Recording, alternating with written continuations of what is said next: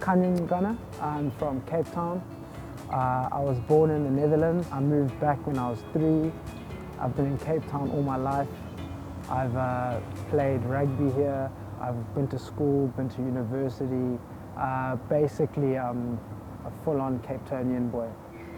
Growing up, we definitely did love spending time together as a family, and I knew the importance of food in terms of bringing you together, the kind of cornerstone memory of what food means to me.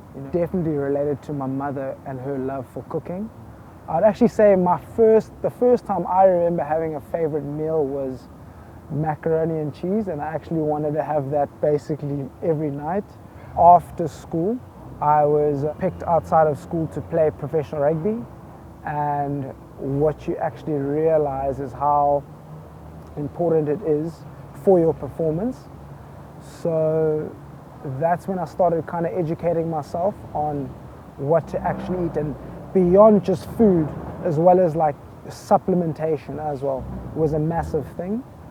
My top supplementations now that I'm taking that aren't actually in food form are the superfoods, where you're taking spirulina, the maca, the cacao, the moringa.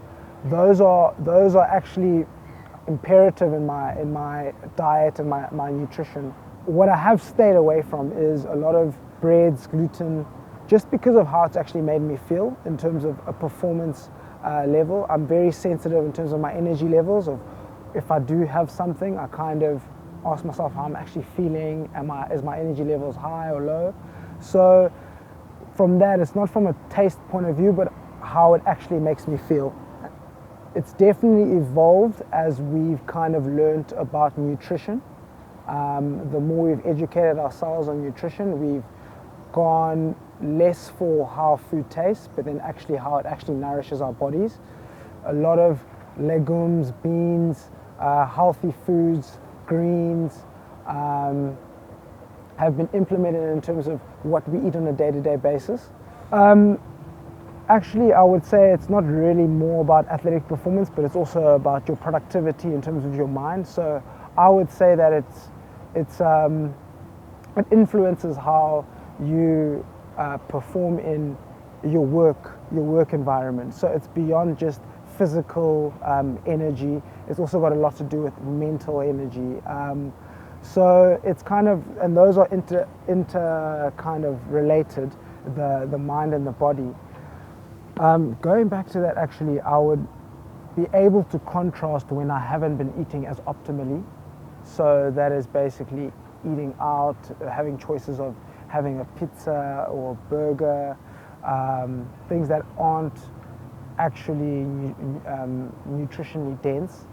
I've had to kind of make the sacrifice on what tastes good and what's actually good for my body.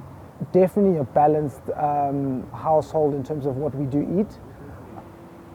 I'm doing most of the eating. Obviously our household, we've got such a nurturing mother who actually really loves cooking.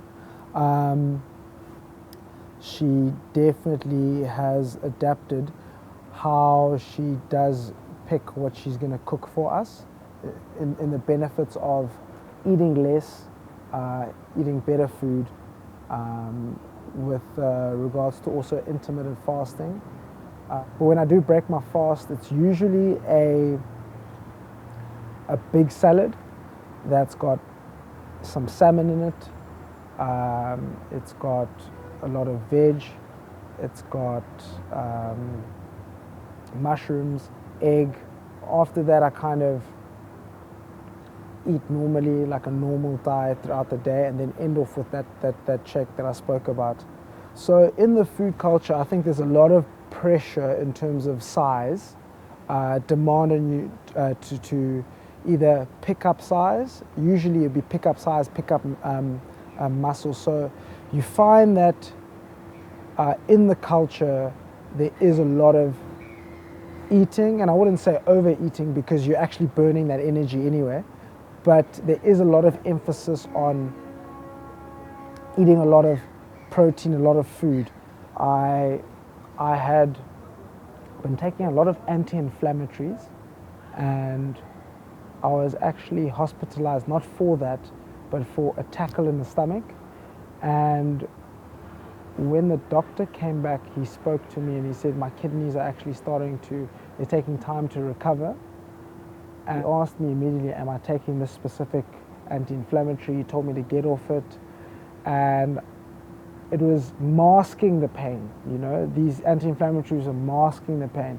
But it really brought to life that I used to think that, I can just take this thing, it won't affect me, I'm still young. But after that, it kind of made me realize how anything I consume really does affect my body. So that's when I became really conscious of what I actually consume. But from my experience, in terms of performance-wise, just in the gym, I feel better. And my body feels better as well. And I feel lighter. I would say myself and my brother would represent kind of the new age of looking at food, and how we've been able to influence our parents is a reflection of how society is also kind of woken up to the importance of the nutrition.